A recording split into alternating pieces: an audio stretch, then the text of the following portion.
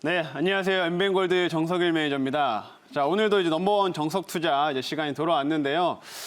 제가 지난주에는 이제 이 자리에서 이제 2차 전지 관련된 내용들을 말씀을 드렸어요. 그래서 지금 최근의 흐름들을 보게 되면 이제 반도체, 2차 전지 이런 전반적인 섹터들이 좋은 흐름들을 보여주고 있는데 한참 대형주가 먼저 가다가 이제 중소형주까지 이제 움직여주고 있는 시점이니까 제가 지난주에 말씀드렸던 종목들도 꾸준하게 체크해 보시길 바라겠습니다.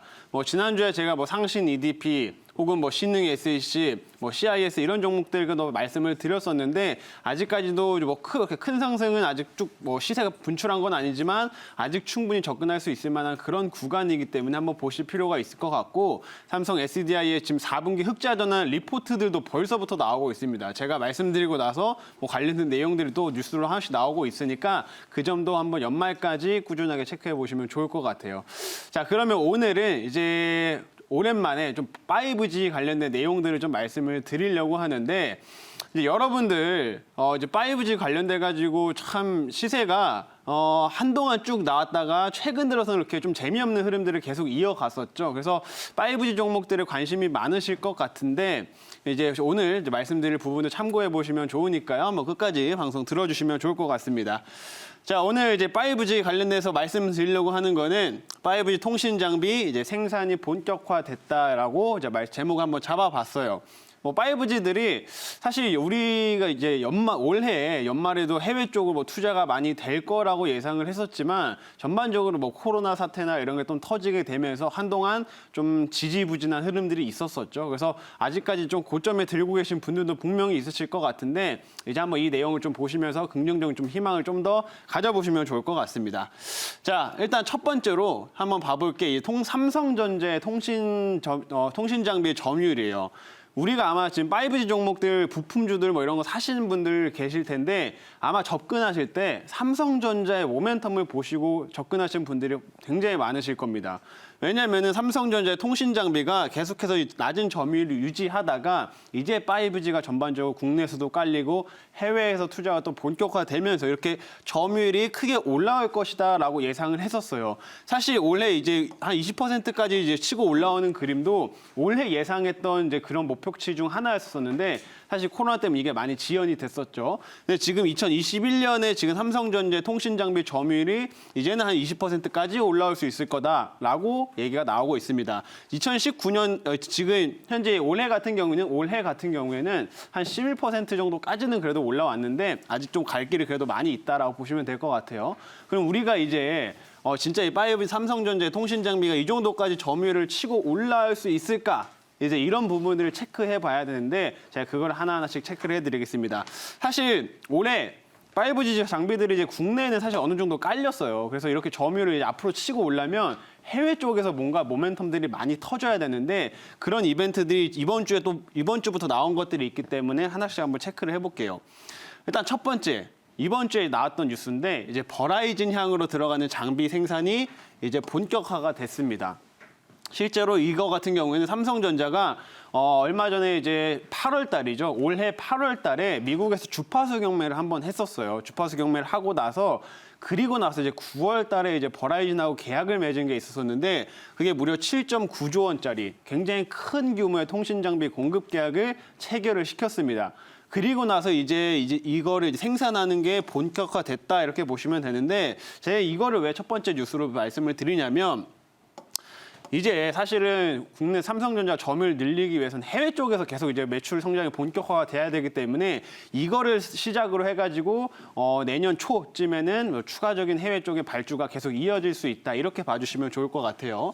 일단 이 내용 좀 더 디테일하게 보면 말씀드렸던 것처럼 9월 달에 7.9조 원 정도 공급 계약을 체결을 한 거고요. 이 7.9조가 사실 엄청 크죠. 7.9조가 이제 통신 장비업 산업에서는 가장 큰 계약 규모였다라고 이제 보시면 될 것 같은데 이 7.9조를 한 번에 1년 내에 바로 공급하는 게 아니라 5년 전 실질적으로 한 5년 동안 나눠 가지고 공급한다라고 보시면 될 것 같아요.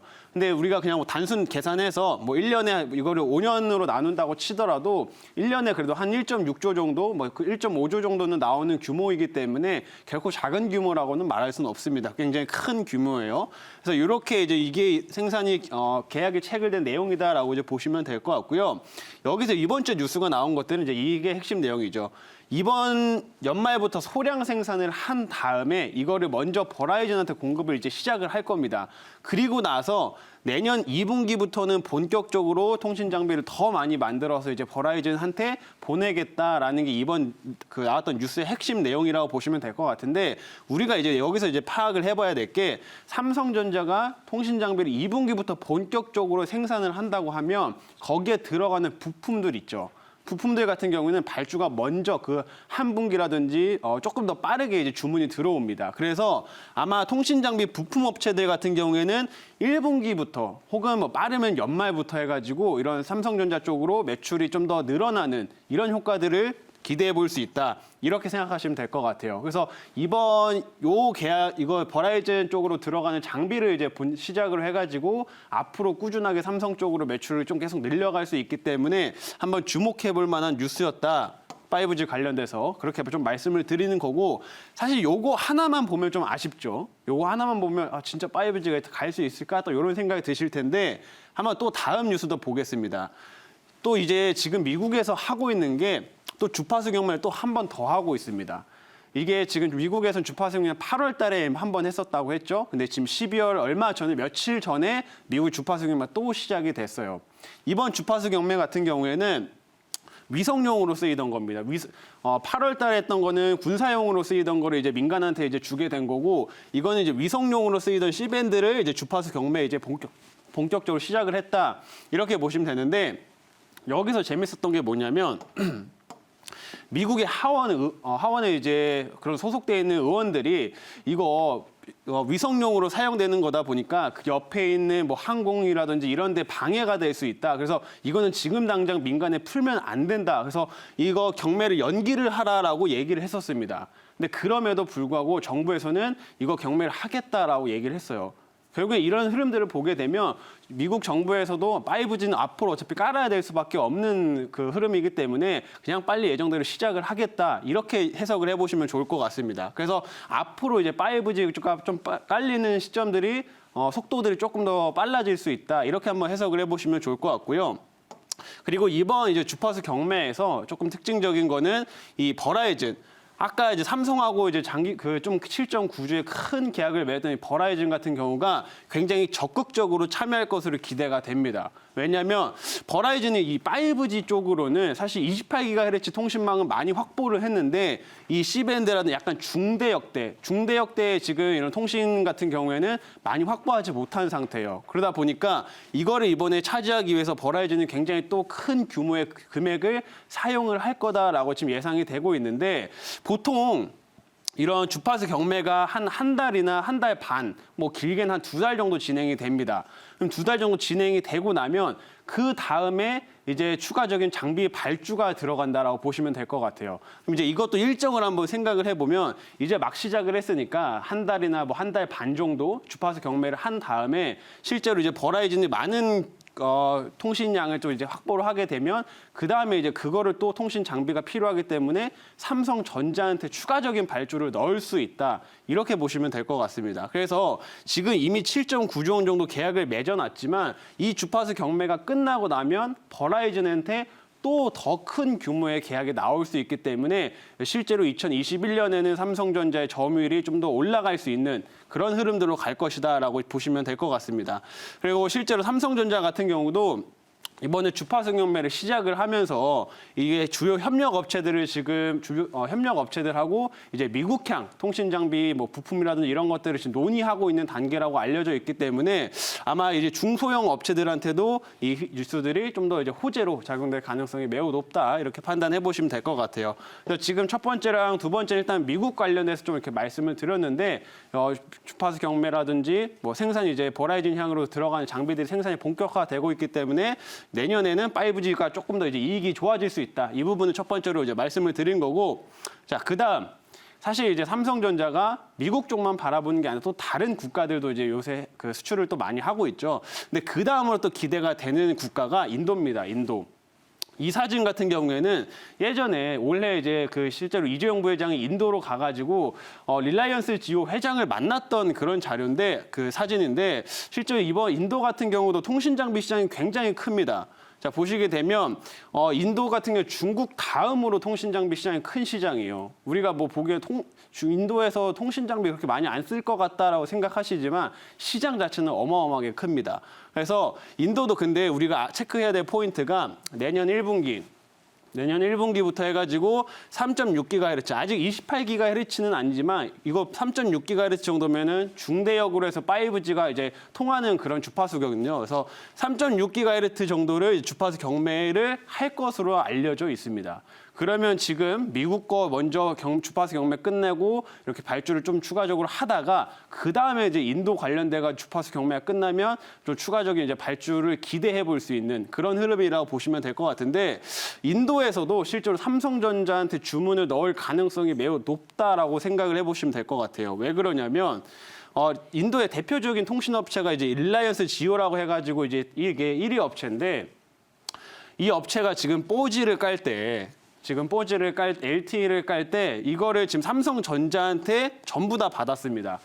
삼성전자 독점으로 공급을 했었고 실제로 올해 이제 이재용 부회장이 직접 날아가서 회장까지 또 만났었기 때문에 아마 추가적인 5G 장비를 설치하는 데 있어서도 삼성전자의 통신 장비를 쓸 가능성이 매우 높다. 이렇게 생각해 보시면 좋을 것 같아요. 그래서 이번에도 이제 이것까지 만약에 추가적으로 내년 1분기에 계속 이어진다고 하면 삼성전자의 통신 장비 점유율이 이제 본격적으로 좀 더 올라갈 수 있으니까 한번 체크해 볼 만한 내용이다라고 보시면 될 것 같고요. 그다음에 요거 같은 경우에는 실제로 요새 인도가 사실상 원래는 화웨이의 통신 장비를 많이 좀 썼었습니다. 화웨이. 근데 지금 화웨이 상태 아시죠? 미국한테 제재를 너무 많이 당해가지고 사실 화웨이 제재를 쓰게 되면 뭐 이제 국가 자체가 보이콧을 당한다라고 할 정도로 지금 많이 제재를 받고 있는 상황이에요. 그렇다 보니까 아마 인도에서도 이번에는 뭐 2등 업체 뭐 혹은 3등 통신 업체들도 화웨이 제품보다는 뭐 삼성 거를 쓸 가능성도 좀 생겨나고 있다 이렇게 보시면 될 것 같고 얼마 전에 뭐 중국이랑 인도의 국경 지역에서 이제 군인들끼리 좀 싸움도 한번 있었었기 때문에 그걸로 인해서도 중국산 제품보다는 우리나라의 제품을 좀 쓸 가능성이 좀 더 높다 이렇게 보시면 될 것 같습니다. 제가 이제 이렇게까지 조금 긴 내용들을 이제 말씀을 드렸는데 이제 미국을 일단 첫 번째로 보시면 되고 그 다음에 인도. 이런 식으로 이제 생각을 해보시면 좋을 것 같아요. 그리고 요거는 이제 우리나라 국가별로 봤을 때 우리나라에서도 그 통신 장비가 뭐 추가적으로 이제 많이 깔려야지 좀 수혜를 볼 수가 있을 텐데 요거 같은 경우에는 이제 스마트폰 보급률이라고 보시면 될 것 같아요. 요걸 제가 말씀드리는 거는 이제 앞으로 2021년이라든지 2022년으로 가게 되면 이제 5G 핸드폰이 훨씬 더 많이 이제 제품들이 나오게 됩니다. 벌써부터 지금 이제 4G 거보다는 이제 5G 핸드폰들이 계속 나오고 있는 상황인데 실제로 이제 이런 도입률 자체가 계속해서 증가하고 있기 때문에 전 세계적으로도 5G 투자에 조금 더 이제 속도를 낼 수밖에 없는 그런 시점으로 갈 거다라고 생각해 보시면 될 것 같아요. 그래서 요거는 그냥 뭐 추가적으로 참고하는 내용이다라고 보시면 될 것 같고요. 앞에서 말씀드렸던 것처럼 이제 미국의 주파수 경매 그리고 인도의 주파수 경매에서 삼성전자가 수혜를 볼 수 있기 때문에 거기에 이제 부품들을 공급하는 국내 중소형 통신 장비 업체들도 이제는 내년부터는 실적을 좀 크게 회복을 할 수 있다. 이런 관점으로 이제 봐주시면 될 것 같습니다. 자, 그래서 여기까지 지금 관련된 내용들 한번 이제 정리를 해드렸고, 이제 그러면은 5G 관련된 통신 장비주들은 뭐가 있을까? 뭐 사실 여러 개의 업체들이 있지만은 제가 보기에는 현재 뭐 우리가 해외에서도 뭐 중계기라든지 이런 걸 본격적으로 까는 시점보다는 아직 기주국 쪽에 조금 더 투자를 많이 하는 시점이기 때문에 에이스테크, KMW, 뭐 서진 시스템, 오이솔루션, RFHIC 이런 종목을 우선적으로 이제 봐주시면 될 것 같습니다. 제가 이제 여기서 적어놓은 5개 업체들 같은 경우에는 실제로 삼성전자한테 그 납품을 하는 그런 업체라고 이제 보시면 될 것 같아요. 삼성전자 이제 밸류 체인에 엮여 있는 종목들이고 실제로 뭐 에릭슨이나 뭐 GTE를 이런 회사들까지도 공급을 하고 있는 업체들도 좀 있기 때문에 이 관련된 자료도 한번 체크해 보시면 좋을 것 같습니다. 그래서 이렇게 5개 종목들 중에서 제가 개인적으로 조금 더 선호하는, 좀 더 괜찮다고 생각하는 종목들 한 2가지만 이제 오늘 짚어가지고 정리를 좀 더 해드리자면 첫 번째는 서진 시스템입니다. 서진 시스템. 제가 이 업체를 말씀드리는 거는 이 회사는 삼성전자 이제 기지국 함체를 생산을 해요. 이제 5G가 여러분들 기지국 보시면 되게 커다란 박스에 이제 들어있는 걸 보이실 텐데 그 박스, 케이스를 생산하는 업체가 서진 시스템입니다. 근데 제가 여기 적어놓은 것처럼 여기 왜 에이스테크나 뭐 KMW 아마 이제 이런 회사들을 가장 대장으로 알고 계실 텐데 제가 왜 이런 종목들 빼고 굳이 일단 서진 시스템을 말씀을 드렸냐면 이번에 5G로 가면서 이런 KMW랑 에이스테크 같은 경우 이번 5G로 가면서 이 삼성, 이 KMW가 공급하는 필터라든지 이런 기지국 장비들이 추가적으로 납품한 업체가 더 늘어났습니다. 뭐 기가레인 그리고 RF텍 경쟁사들이 조금 더 늘어났기 때문에 이런 업체들보다는 경쟁사가 없는 업체 쪽으로 한번 보자라고 해서 말씀을 드리는 건데 서진 시스템 같은 경우는 기지국 함체 생산하는 게 이제 유일하기 때문에 국내에서 상장돼 있는 업체 중에 경쟁사가 딱히 없기 때문에 이 업체가 조금 더 수혜를 많이 볼 수 있다라고 좀 말씀을 드리는 거고요. 실제 이제 내년에 이런 해외 물량들이 본격화돼가지고 이익이 올해 대비해서 올해는 워낙 안 좋았었죠. 올해 워낙 안 좋았다가 내년 같은 경우에 이익이 한 3배 정도도 증가될 것으로 지금 추정이 되고 있습니다. 이익이 한 3배 정도 증가되기 때문에 내년에는 조금 더 주가 탄력도가 좀 더 좋을 수 있는 업체다라고 좀 보고 있고요. 그리고 이 업체가 뭐 단순히 이제 5G 쪽으로만 이제 사업을 진행하는 게 아니라 최근에는 조금 사업을 좀 더 다각화하고 있는 상황인데 2차 전지 쪽도 건드리고 있습니다. 2차 전지 쪽을 해가지고 삼성 SDI의 전기차용 배터리 케이스를 지금 이제 1분기부터 공급할 계획이기 때문에 아마 이 부분까지 더해지면 조금 더 추가적인 성장 여력이 더 강해질 수 있다. 이렇게 보시면 될 것 같아요. 그리고 두 번째로는 RFHIC.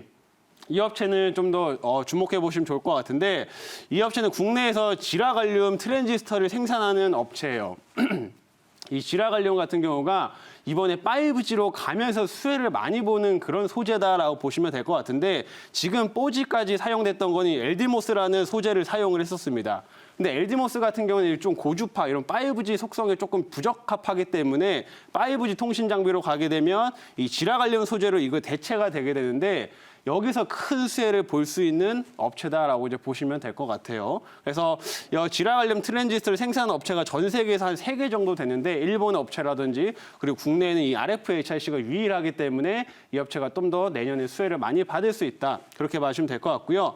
이제 이 업체에 대해서 많이 걱정하시는 부분이 화웨이에 이제 공급한 이력이 좀 있기 때문에 그리고 매출 비율이 조금 어느 정도 화웨이 쪽으로 있기 때문에 이 화웨이가 제재를 받으면서 실적에 타격이 컸지 않았냐. 이 부분을 좀 걱정을 많이 하시는데 사실 이 내용은 이제 주가에 어느 정도 선반영 되었다라고 이제 보시면 될 것 같습니다. 그래서 내년부터는 5G 쪽 장비가 조금 더 본격화되면 화웨이 이슈보다는 좀 더 그 새로운 모멘텀이 더 부각이 될 수 있으니까 RFHIC도 한번 관심 있게 지켜보자 이렇게 말씀을 드리도록 할게요. 그래서 서진 시스템, RFHIC 이렇게 한 2종목 정도를 제가 조금 더 디테일하게 말씀을 드렸고 추가적으로는 뭐 에이스테크, KMW, 오이솔루션까지도 한번 체크해 보시면 좋을 것 같습니다.